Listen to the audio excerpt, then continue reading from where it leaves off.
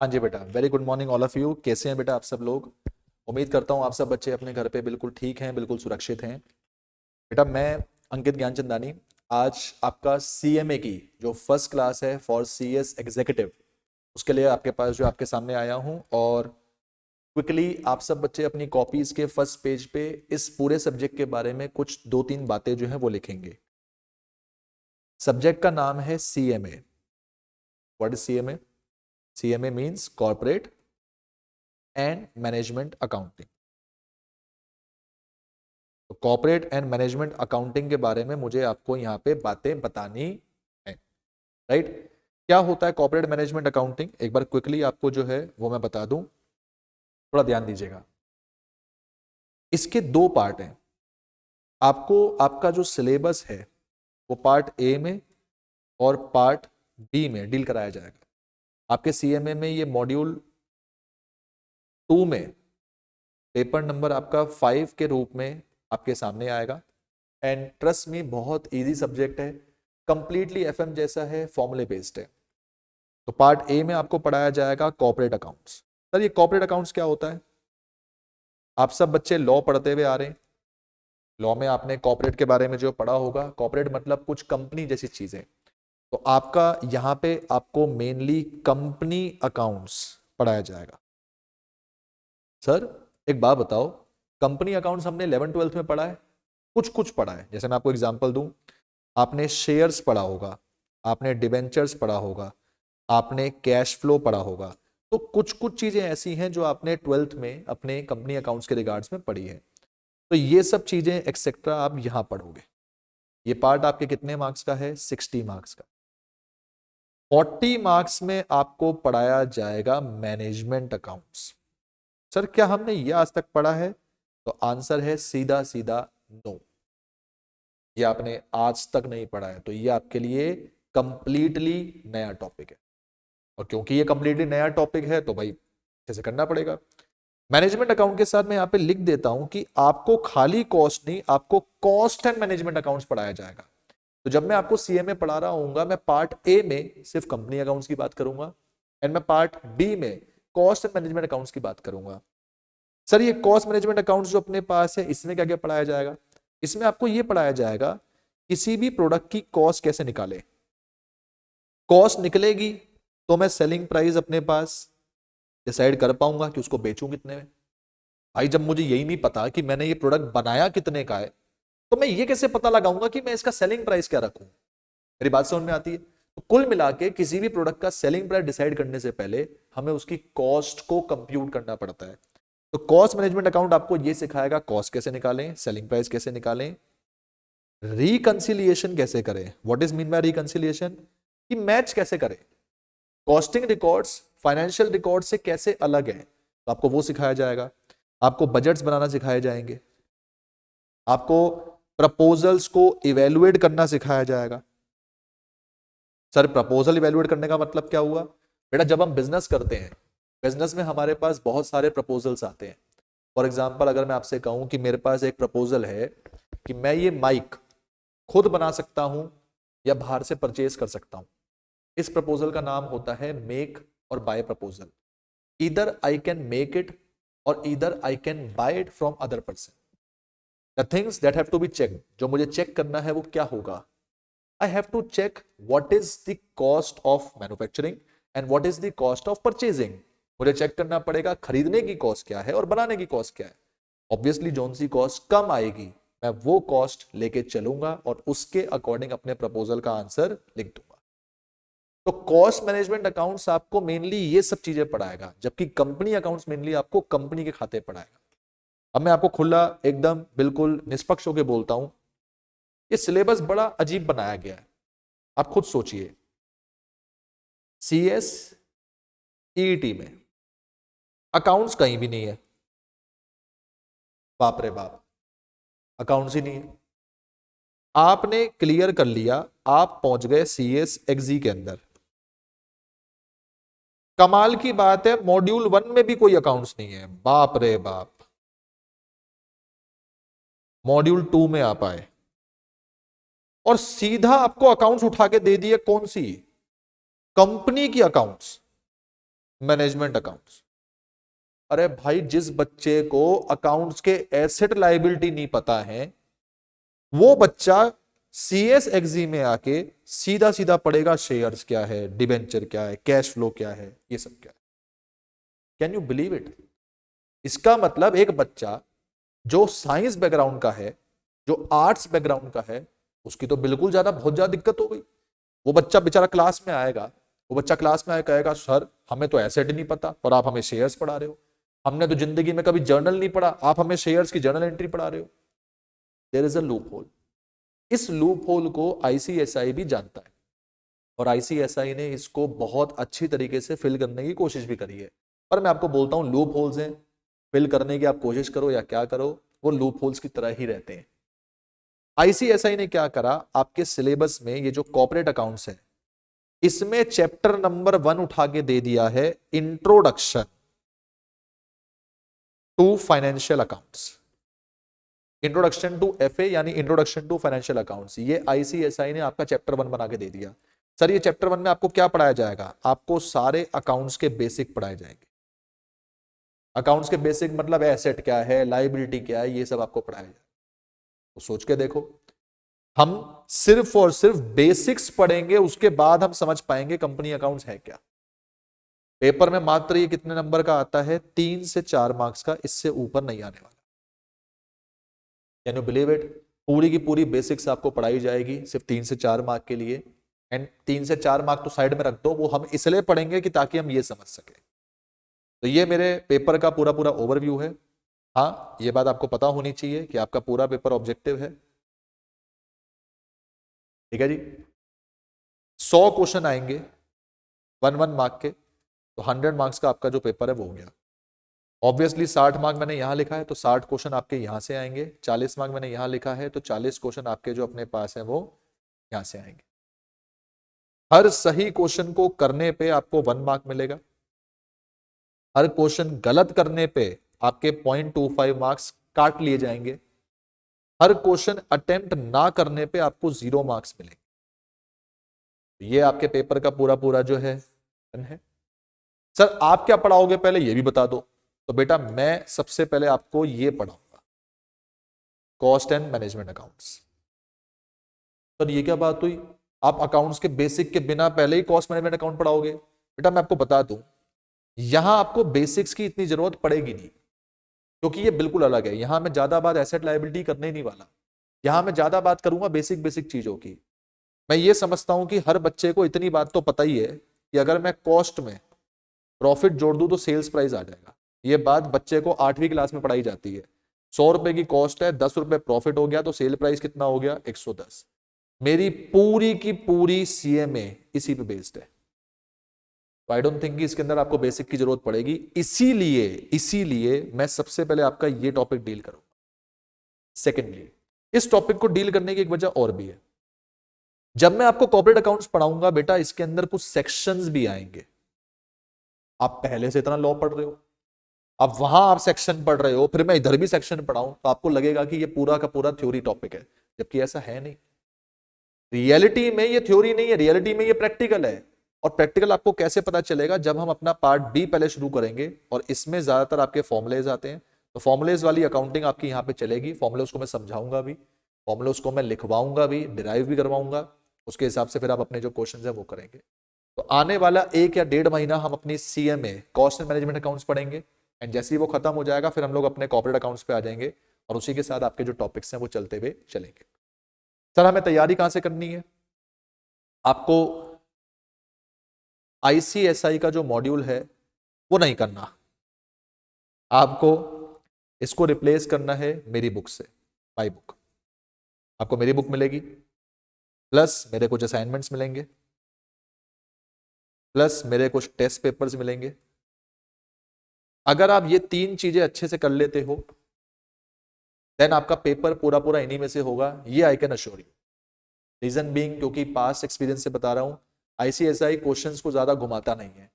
जो क्वेश्चन पहले आए हुए होते हैं उन्हीं क्वेश्चन को मोल्ड किया जाता है, रिपीटेड क्वेश्चंस आते हैं। तो आप मेरी बुक को अच्छी तरह कर लो, साथ में असाइनमेंट अच्छी तरह कर लो, टेस्ट पेपर अच्छी तरह कर लो, आपका पेपर इन्हीं में से होगा। आपको कोई स्कैनर की जरूरत नहीं है, आपको कोई थर्ड पार्टी बुक की जरूरत नहीं है, आपको किसी भी तरह के कोई मॉड्यूल को पढ़ने की जरूरत नहीं है, क्योंकि सब इसके अंदर ऑलरेडी इनकॉर्पोरेटेड है। तो do these three things and you will B complete enough कि आपको इतना अपने पास हो जाएगा कि आपका पेपर आराम से क्रैक आउट हो सके, इवन आपके मार्क्स अच्छे खासे जो है वो आ सके, राइट। सो शुरू करते हैं अपने पास टॉपिक। और आज की क्लास जो अपने पास है मेयर इंट्रोडक्शन है, जिसमें मैं आज आपको ये बताने जा रहा हूं कि सीएमए है क्या, ये आपको क्या पढ़ाएगा और इसके अंदर हम क्या क्या चीजें डील करेंगे, कुछ बेसिक बेसिक बातें। तो अपनी कॉपीज में आ जाइए, हेडिंग डालेंगे अपने पास cost and management accounts. Cost and management accounts, ध्यान दीजिएगा, मैं अपने पास पार्ट बी जो है वो शुरू कर रहा हूं। तो मैं कॉस्ट एंड मैनेजमेंट अकाउंट्स को पहले शुरू कर रहा हूं। ये मेरा पार्ट कौन सा चल रहा है, बी, और पार्ट बी अपने पास क्या है, 40 मार्क्स। हमने एफएम में क्या स्टार्ट किया था, याद करो। एफएम में एफएमएसएम पार्ट है, जिसमें मैंने अभी क्या स्टार्ट किया है, FM part A. Corporate and management accounts में दो पार्ट है, कॉर्पोरेट और मैनेजमेंट अकाउंट्स, जिसमें मैंने अभी क्या स्टार्ट किया है, मैनेजमेंट अकाउंट। तो इस तरह से चीजों को ध्यान रखते हुए चलेंगे। तो सबसे पहले आएंगे अपने पास जो है, लिखेंगे, ठीक है, कि what is management accounts. Management accounts है क्या, इसको लिखेंगे सबसे पहले। इसमें लिखेंगे management accounts is a branch of accounting where following things are discussed। Management accounts वो ब्रांच ऑफ अकाउंटिंग है जहां पे हम ये चीजें डिस्कस करेंगे। सर क्या चीज डिस्कस करोगे, एक बार बताओ ठीक से थोड़ा सा। यहां पे हम सबसे पहले डिस्कस करेंगे हाउ टू कंप्यूट कॉस्ट, क्योंकि मैं आपको कॉस्ट मैनेजमेंट साथ में पढ़ा रहा हूं, तो मैं सबसे पहले आपको ये सिखाऊंगा कॉस्ट निकालते कैसे हैं, how to compute cost. Second में आपको ये सिखाऊंगा how to compute selling price, किसी भी चीज का बेटा सेलिंग प्राइस कैसे निकालें ये आपको आना चाहिए। थर्ड में आपको ये सिखाऊंगा कि इवैल्यूएशन कैसे किया जाए प्रपोजल्स का, जैसा कि मैंने आपको एग्जांपल दिया कि अलग अलग प्रपोजल्स आपके सामने आएंगे and how you will be able to evaluate them, how you will be able to evaluate which one is better, which one will give you more benefits. तो आपको वो चेक करना आना चाहिए, तो आपको प्रपोजल चेक करने आने चाहिए। साइड बाय साइड में आपको कॉस्ट मैनेजमेंट में सिखाऊंगा कि आप एनालिसिस कैसे करेंगे, एनालिसिस ऑफ एफएस। एनालिसिस करने के लिए आपके पास जो है बजट्स आप बना सकते हैं, राइट। आप रेशियोज का यूज कर सकते हैं, कैश फ्लो का यूज कर सकते हैं, ऑल्दो कैश फ्लो आपको कॉर्पोरेट अकाउंट्स में पढ़ा दिया जाएगा। तो देयर आर मेनी थिंग्स। तो मैनेजमेंट अकाउंट्स के अंदर हम इतनी सारी चीजें जो है वो डील करते हुए चलेंगे, राइट। चलिए सेकंड चीज, दूसरी चीज हम लोग अपने पास आएंगे, दूसरी चीज के ऊपर लिखेंगे व्हाट इज कॉस्ट, क्योंकि सबसे पहले मैं आपको ये पढ़ा रहा हूं कि कॉस्ट मैनेजमेंट अकाउंट है क्या। तो मैंने अभी तक आपको क्या पढ़ाया, ध्यान दीजिए, मैंने आपको ये बताया मैनेजमेंट अकाउंट्स क्या है, अब मैं आपको ये बता रहा हूं कॉस्ट क्या है। तभी तो सब्जेक्ट जब समझ में आएगा, तभी तो सब्जेक्ट के जो इंग्रेडिएंट्स आपके पास है वो समझ में आएंगे। तो कॉस्ट क्या है, तो कॉस्ट में लिखेंगे cost is total expenditure, cost is total expenditure incurred, कितना खर्चा हुआ, कितना टोटल खर्चा हुआ on manufacturing a product, on manufacturing a product. एक प्रोडक्ट को बनाने के लिए कितना टोटल खर्चा हुआ उसको हम क्या नाम देते हैं, कॉस्ट। अब कॉस्ट अगर हम समझ रहे हैं तो हमें यह भी समझना पड़ेगा कॉस्ट कितने प्रकार की होती है। जैसे फॉर एग्जांपल अगर मैं आपसे कहूं, ठंडे दिमाग से मेरी बात को सुनिएगा, मुझे ये माइक बनाना है, तो इस माइक को बनाने के लिए मुझे कुछ पैसा खर्च करना पड़ेगा। मैंने अभी आपको ये बताया जो पैसा मुझे खर्च करना पड़ेगा उसको मैं नाम देता हूं कॉस्ट। अब मैं आपको ये बता रहा हूं कि जो पैसा मैं इसमें लगाऊंगा वो पैसा भी अलग अलग चीजों में लगेगा। फॉर एग्जाम्पल ये पूरे का पूरा जो माइक है ये प्लास्टिक से बना हुआ है, तो सबसे पहले मुझे प्लास्टिक खरीदना पड़ेगा, क्योंकि अगर मुझे ये बनाना है तो मुझे प्लास्टिक खरीदना पड़ेगा। सेकेंडली मान लो प्लास्टिक आ गया, मैं सारा का सारा माल खरीद के आ गया जिससे ये बनेगा, बनाएगा कौन, किससे बनेगा, वो प्रॉब्लम तो सॉल्व हो गई। अब है कि कौन बनाएगा, कौन बनाएगा? लेबर। तो अब मुझे कुछ लेबर हायर करने पड़ेंगे क्योंकि उनको भी पेमेंट करनी पड़ेगी, सीधी सी बात है। और सोचो, मेरा खर्चा दो पार्ट में डिवाइड हो चुका है, एक मटेरियल, दूसरा लेबर। तीसरा, इन दोनों के अलावा भी कुछ खर्चे होते हैं। फॉर एग्जाम्पल, अगर मुझे ये प्रोडक्ट बिकवाना है तो इस प्रोडक्ट को बिकवाने के लिए कुछ और खर्चे करने पड़ते हैं। जैसे मान लो कि मुझे फिजिकल डिस्ट्रीब्यूशन के ऊपर कुछ खर्चा करना पड़ेगा। अब मेरा प्रोडक्ट मैंने यहाँ फैक्ट्री में तो बना दिया, लेकिन भाई साहब फैक्ट्री में बना के प्रोडक्ट फैक्ट्री में थोड़ा कोई खरीदने आएगा, मुझे उसके लिए शॉप स्टेब्लिश करनी पड़ेगी ताकि कस्टमर वहां तक आ सके। मुझे इस तरह का सप्लाई चेन नेटवर्क बनाना पड़ेगा, इस तरह का अपने पास डिस्ट्रीब्यूशन नेटवर्क बनाना पड़ेगा कि प्रोडक्ट कस्टमर तक किसी तरह से पहुंच सके।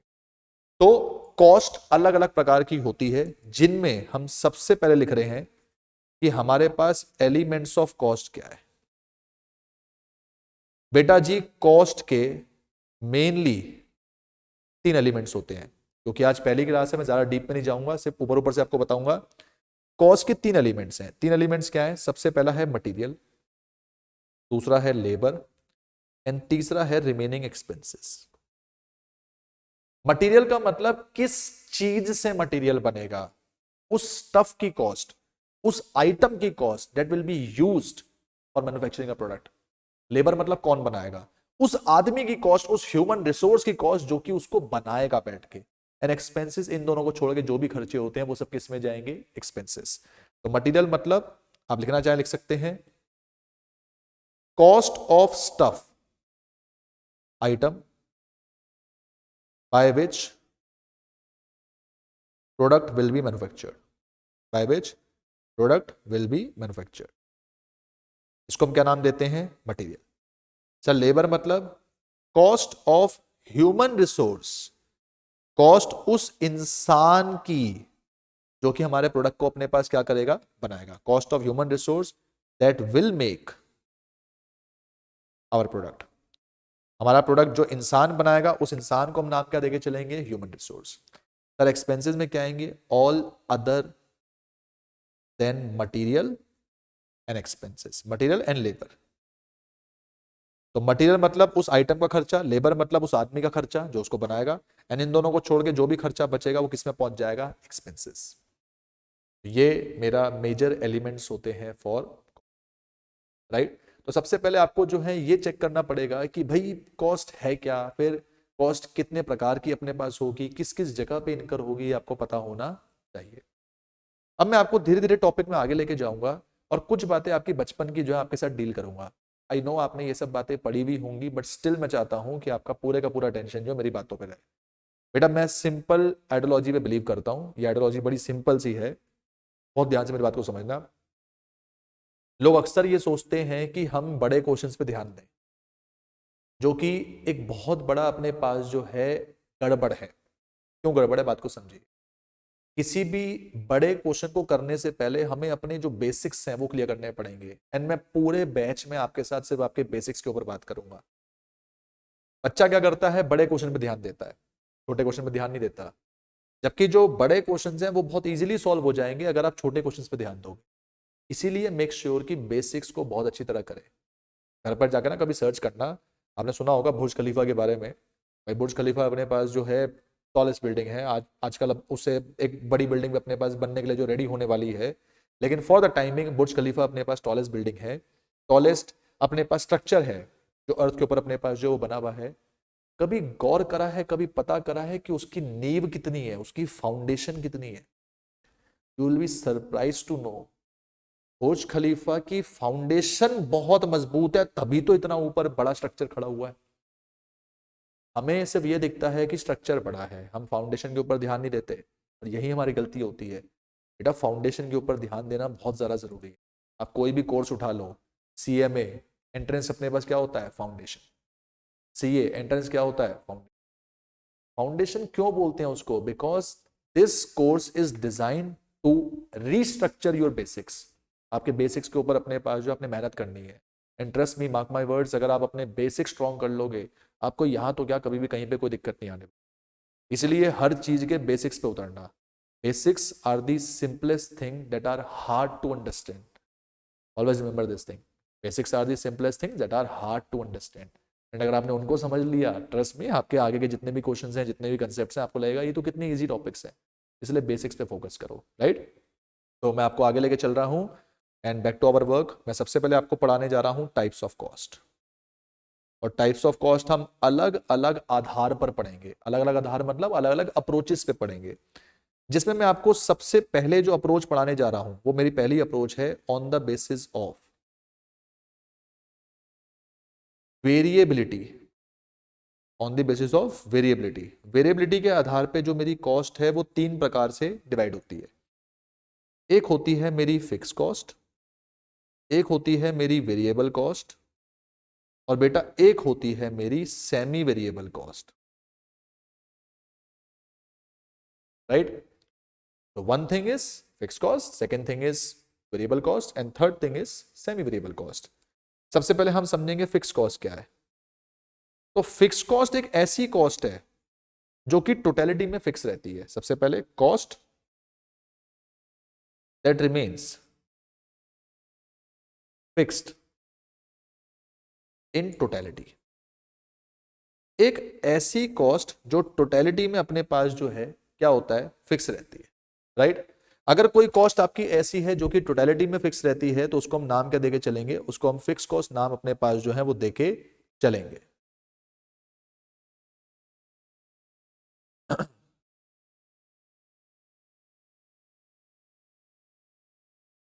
उसको हम नाम अपने पास जो फिक्स कॉस्ट देके जो है वो चलेंगे। अगली चीज, फिक्स कॉस्ट रिमेन्स फिक्स्ड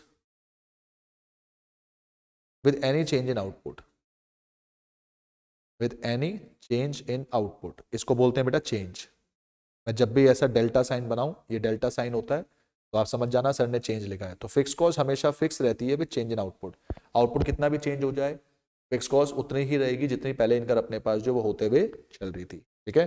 तो fix cost remains constant in totality, और टोटलिटी अपने पास बेटा ठीक करना, टोटलिटी।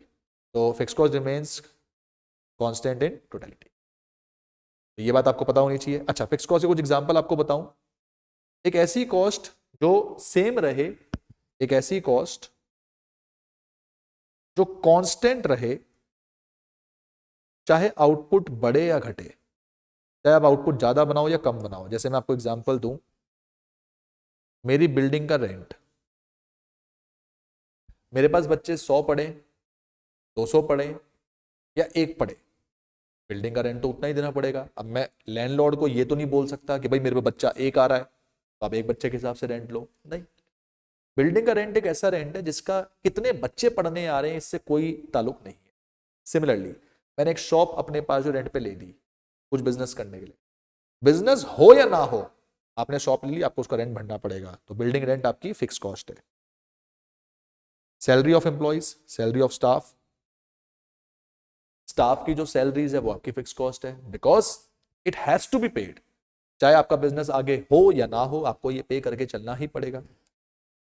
इंटरेस्ट ऑन लोन, आपने कोई बैंक से पैसा उठा रखा है तो जाहिर सी बात है उसका इंटरेस्ट ये आपको पे करके चलना पड़ेगा। आप बैंक को ये नहीं बोल सकते कि जनाब हमारा इस मंथ अच्छा खासा बिजनेस नहीं हुआ है तो हमें इंटरेस्ट नहीं पे करना, तो पे करना ही पड़ेगा। So any cost that remain fixed without any change in level of the output, with any change of the level of output, it remains fixed in totality, it is known as fixed cost। कुछ examples मैंने बताए हैं, graph भी आपको बता रहा हूं, graphically भी आपको पता होना चाहिए कि फिक्स कॉस्ट का ग्राफ कैसे होता है। तो बेटा ध्यान रखना, जब भी हम ग्राफ बनाते हैं तो वाई एक्सिस एक्स एक्सिस होता है। वाई एक्सिस पे आप हमेशा अपनी कॉस्ट को दिखाएंगे, रुपीज में जो चीज आती है उसको दिखाएंगे। एक्स एक्सिस पे आप अपनी आउटपुट को दिखाएंगे। तो आउटपुट चाहे कितना भी हो, फिक्स कॉस्ट आपकी कांस्टेंट रहती है, इसलिए फिक्स कॉस्ट का जो ग्राफ होता है वो पैरेलल टू एक्स एक्सिस होता है। इसका जो ग्राफ होता है वो कैसा होता है, parallel to X axis. Parallel to X axis का मतलब क्या हो गया कि लॉजिकली सोच के चलो, जहां पे आपकी जो कॉस्ट है वो हमेशा क्या रहेगी, सेम रहेगी। इसी के साथ दूसरी अपने पास सेकंड जो अपनी कॉस्ट होती है वो होती है वेरिएबल कॉस्ट।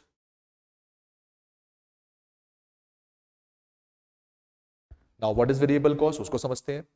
वेरिएबल कॉस्ट एक ऐसी कॉस्ट है, cost that remains fixed on per unit basis, on per unit basis.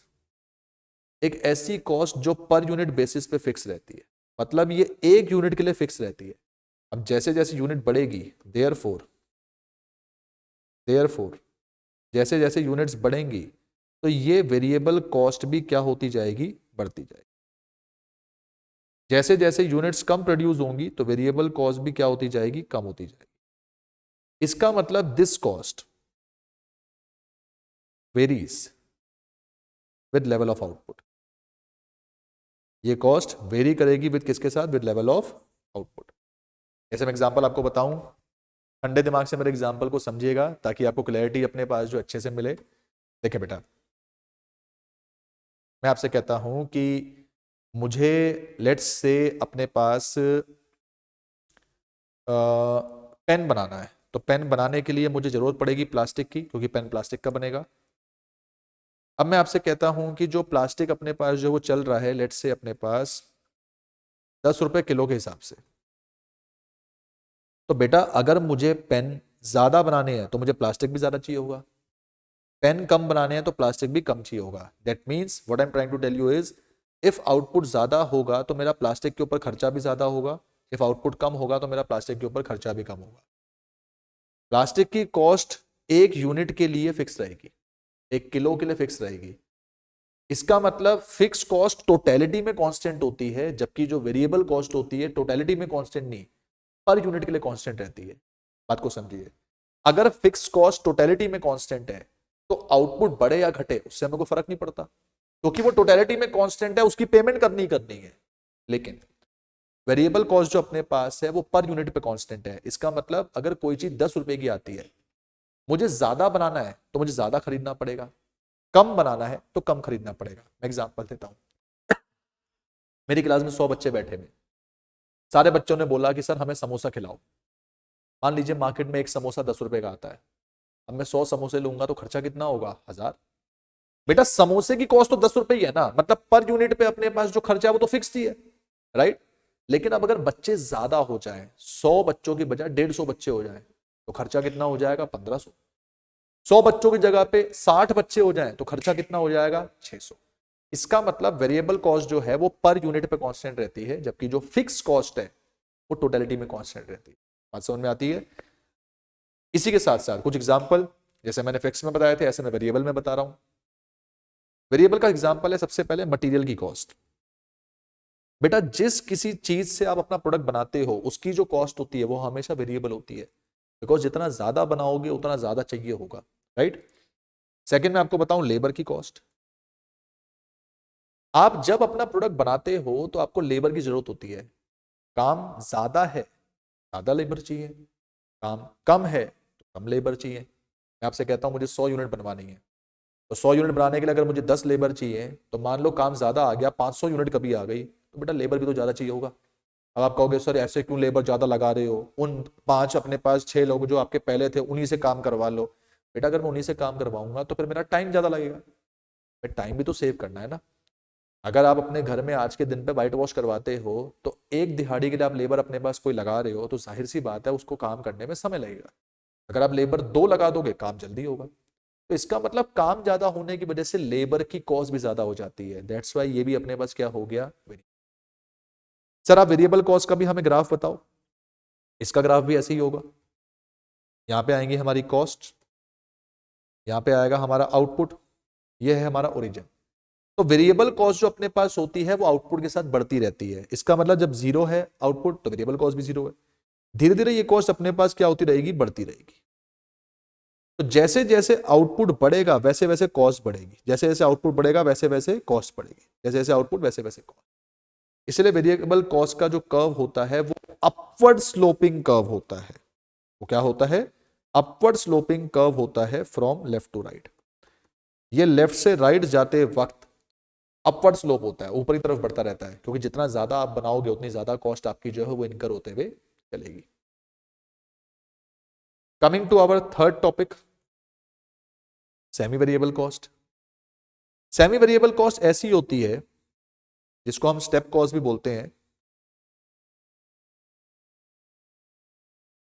इसमें करेक्टरिस्टिक दोनों के हैं, इसमें करेक्टरिस्टिक आपके फिक्स कॉस्ट के भी हैं, वेरिएबल कॉस्ट के भी हैं। तो मैं कह सकता हूं it is nothing but a mixture of what? It is a mixture of fix cost as well as variable cost. ये मिक्सचर है फिक्स कॉस्ट का और किसका? वेरिएबल कॉस्ट का। इसका मतलब इट रिमेन्स, ये एक ऐसी कॉस्ट है जो कि remains fixed up to a certain level. ये एक लेवल तक तो फिक्स रहती है बट देन इंक्रीजेस, लेकिन उसके बाद ये इंक्रीज हो जाती है and again keeps constant up to certain level and again keeps constant up to certain level. इसको मैं आपको एग्जांपल से बताऊं तो ऐसे समझिए,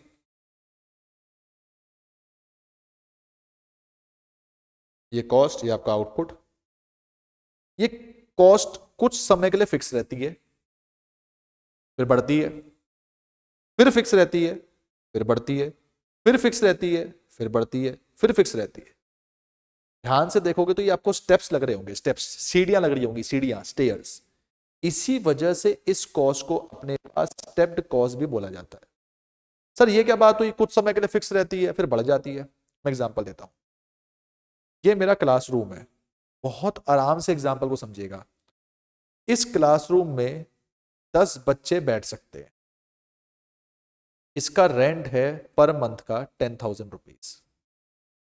इसका मतलब जब तक मेरे 10 स्टूडेंट्स हैं मेरा 10,000 पर महीने की फिक्स कॉस्ट आती रहेगी।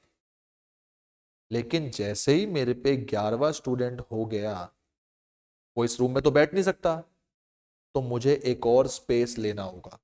लेट्स से मैंने सिमिलर स्पेस और ले लिया और अब इसमें 10 नहीं तो चलो 8 तो बैठ ही जाएंगे। तो इसका मतलब जब तक मेरे अप टू 1 to 10 स्टूडेंट्स हैं मेरा खर्चा कितना आएगा? 10।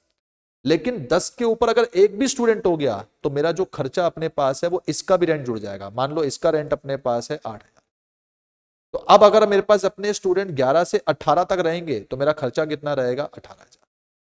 इसका मतलब एक सीमा तक खर्चा सेम चलेगा, फिर आउटपुट बढ़ने की वजह से मुझे एक्स्ट्रा स्पेस की जरूरत पड़ेगी मेरे एग्जांपल में, तो मेरा खर्चा बढ़ जाएगा।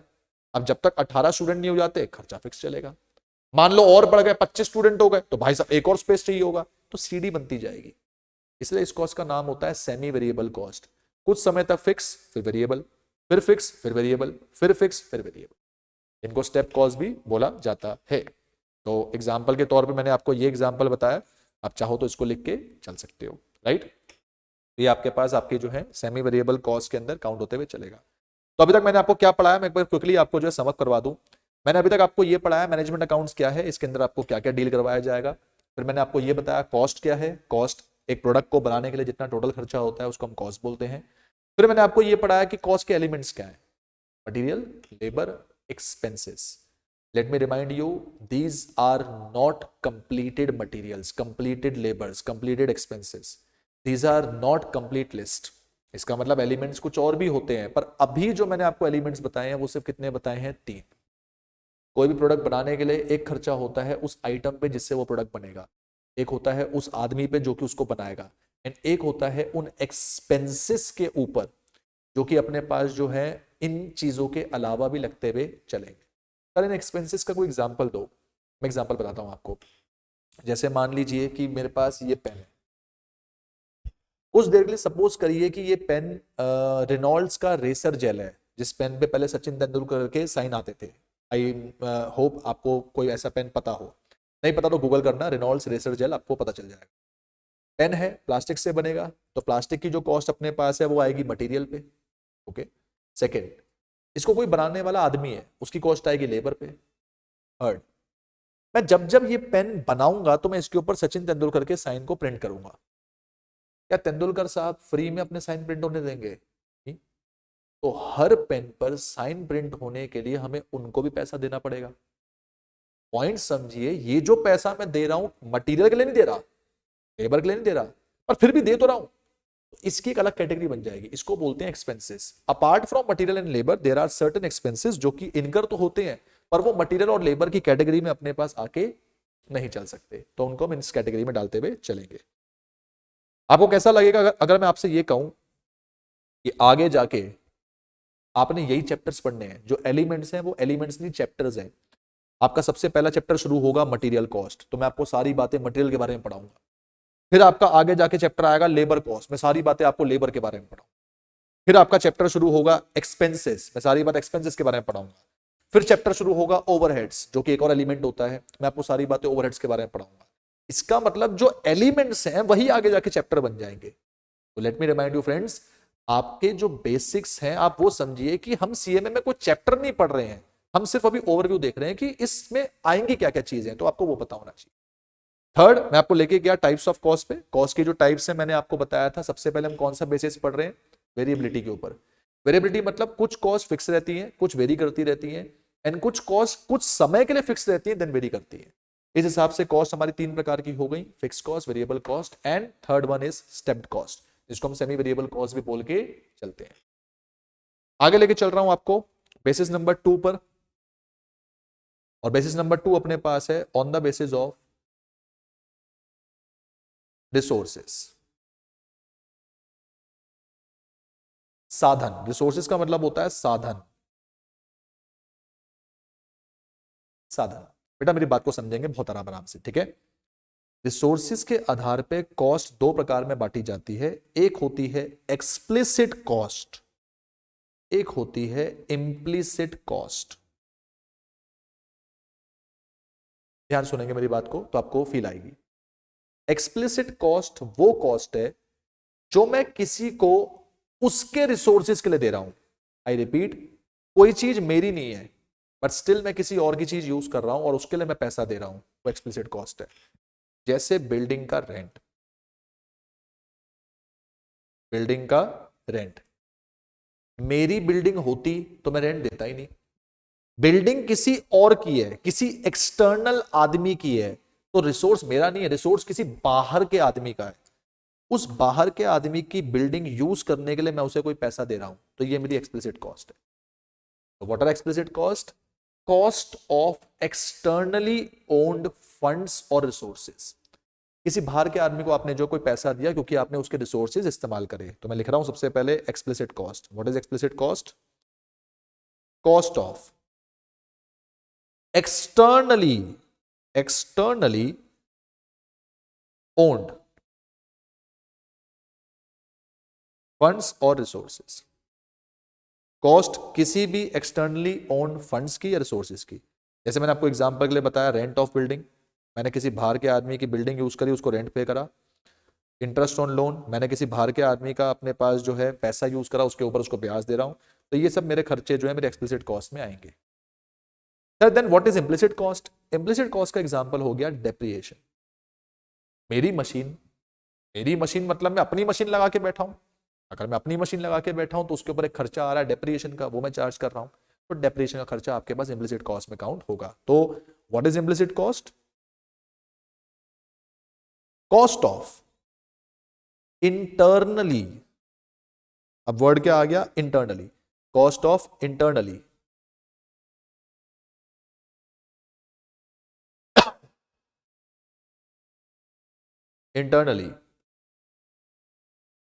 ओन्ड फंड्स और रिसोर्सेज।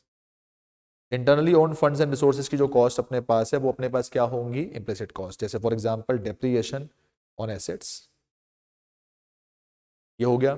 इसके अलावा इम्प्यूटेड रेंट, इम्प्यूटेड रेंट का मतलब मेरी बिल्डिंग है, हालांकि मैं अपनी बिल्डिंग का रेंट खुद को पे नहीं करूंगा, लेकिन मान लीजिए अगर मैं पे करता, उस कॉस्ट को नाम क्या दे दिया जाता? इम्प्यूटेड रेंट, और इम्प्यूटेड रेंट मेरी इम्प्लिसिट कॉस्ट में काउंट होता। बाबू इम्प्लिसिट कॉस्ट को अपॉर्चुनिटी कॉस्ट भी बोला जाता है, बात को समझें। अपॉर्चुनिटी कॉस्ट क्या होती है? अपॉर्चुनिटी कॉस्ट का मतलब होता है अगर मैं अभी आपके सामने बैठा हूं, इसका मतलब मैं किसी जगह पे नहीं बैठा। अगर मैं अभी आपके सामने आपको ये लेक्चर डिलीवर कर रहा हूं, then it means several places पे I would not be able to deliver this kind of lecture. अगर मैं आपके साथ अभी कुछ काम कर रहा हूं, देन इसका सेम मतलब ये है कि मैं किसी और जगह पे ये काम नहीं कर पाऊंगा। तो अपॉर्चुनिटी कॉस्ट का मतलब होता है cost of best next alternative foregone. इसका मतलब है कि इससे बेहतर जो दूसरा कोई काम था मैं वो नहीं कर पाऊंगा क्योंकि मैं ये काम कर रहा हूं। फॉर एग्जाम्पल, मैं इस टाइम पे अभी समय हो रहे हैं 12:30, मैं 12:30 बजे आपके साथ CS XG वाले बच्चों के साथ बैठा हुआ हूं और उनका पेपर नंबर 5 डील कर रहा हूं। सेम टाइम पे मैं CA इंटर वाले बच्चों के साथ अकाउंट्स का पेपर डील नहीं कर रहा। तो जो मैं उनको टाइम नहीं दे पा रहा, जो मैं रेवेन्यू वहां से जनरेट नहीं कर पा रहा, that could be known as my opportunity cost.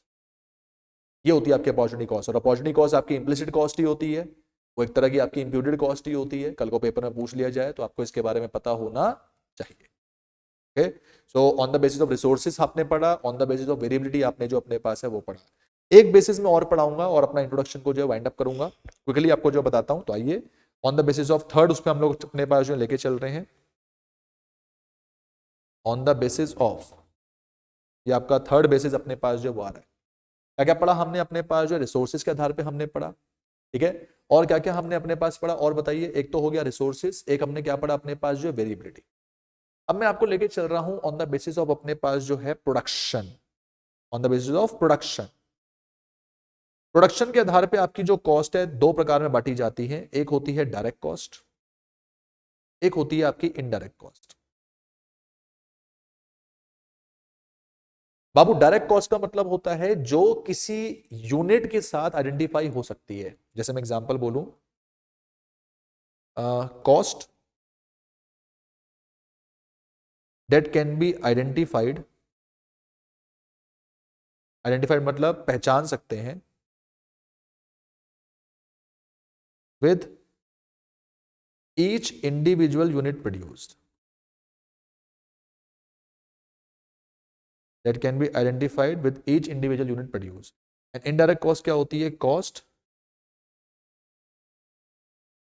That can not be identified